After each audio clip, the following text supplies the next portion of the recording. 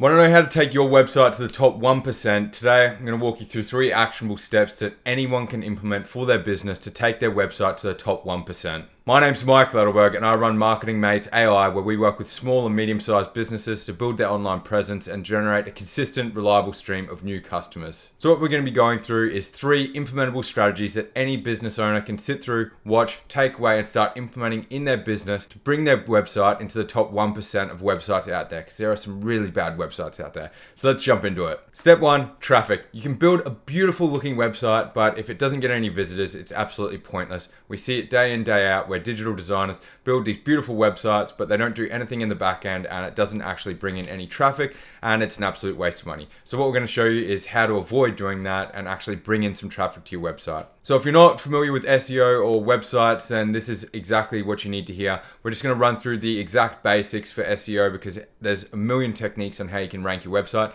But essentially, if you're a business owner, you're going to be focusing on that on-page SEO, making sure that you know what keywords you're ranking for in your area. So you want to understand your keywords and you want to ensure that you're using them continuously through the website and making sure that they make sense, making sure that you're using them in your headers, making sure that all of your headers are listed correctly. Those sorts of things, it's very simple that any business owner can do to make sure that their website layout is correct, so that when the Google and when the ranking bots get onto your website, it actually ranks, it reads properly, and it ranks higher. The next one is listings. Super simple, but you want to make sure that your business is listed everywhere. You want your Google My Business linking to your website. You want your social platforms linking to your website. We actually use a listing software and it's called Yext. And what this does is, I think it's around $150 a month. We get a discount because we're an agency. But what it does is it ranks your website on about 130 platforms. And what that does is it builds so much trust with Google, which will automatically start helping your website rank higher and higher and getting more traffic to your website for the people that are looking for your services. So I mentioned this previously, you also want social media integration. You want everything pointing to your website. You want to be boasting about your website on your socials, trying to get people onto the website. And lastly, if you've exhausted all of the free options, you can revert to paid advertising, something like Google Ads, to get some more traffic to your website. Again, a bit more expensive, but it can be very fruitful if done correctly. Step 2, call to actions. So anyone that doesn't know what a call to action looks like, I've got one here and here. And these are the little buttons that allow people to contact your business or proceed with an action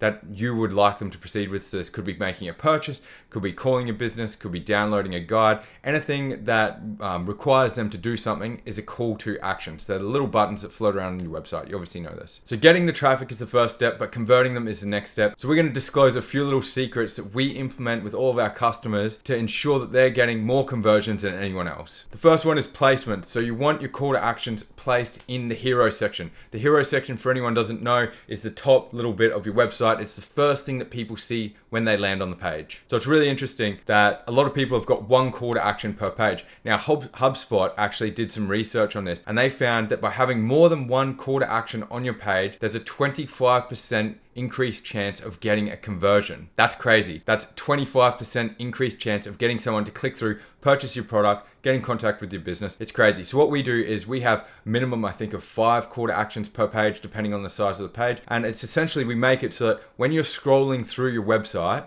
if you're on a phone, you shouldn't be able to go through more than one scroll without seeing a call to action. You want them everywhere because people get lost really easily. So that is a huge secret that a lot of people underutilize by having just one call to action per page. You want them absolutely everywhere. They don't need to be jumping out at people, but essentially you want them to be able to find a spot that they can contact your business or go through with a purchase everywhere that they look. And lastly, compelling language. So you want to be using the right language in the call to actions. You don't want to be asking for a quote when someone's on an information page. You want to be going through and thinking about exactly what they might be looking for at that time in the buyer's journey. And lastly, split testing. So you should always be testing different call to actions. We actually use a website software called Hotjar. We install the tracking code into the website so that we can record anyone that lands on our websites, and we can see exactly where they're interacting and how they're acting around the call to actions. We can test different call to actions, test the language, and see how people interact to ensure that we're getting the most out of our website visitors. The last step, organic content. I can't stress this enough, but it scares so many people away when someone lands on a website and it is all stock images. That doesn't mean that everything on your website needs to be organic, because that does cost a lot of money to create a lot of organic content. But as long as you have the hero section, you have some faces on there, you have real people on there, it makes a huge difference in building trust with your audience. So what we recommend is at least having the business owner's face on there, name, You want to be having maybe a little bit of a video introduction to the business, just something that shows that you are real people running real businesses rather than stock images that are all spread across the internet and they're extremely fatigued because everyone's seen them everywhere. Everyone knows that they're not real images. So use organic content, especially in those hero sections. So that's the first section. As soon as someone lands on the page, you want to be ensuring that you've got organic content there at least. So there you have it, 3 simple steps to take your website to the top 1%. If you take anything away from this video and you start implementing these strategies, I'm sure that you'll notice a difference sooner rather than later. So remember, success does not happen overnight, especially with SEO. It's a long-term strategy, but I assure you that if you implement everything that we've discussed today, your website will be ranking higher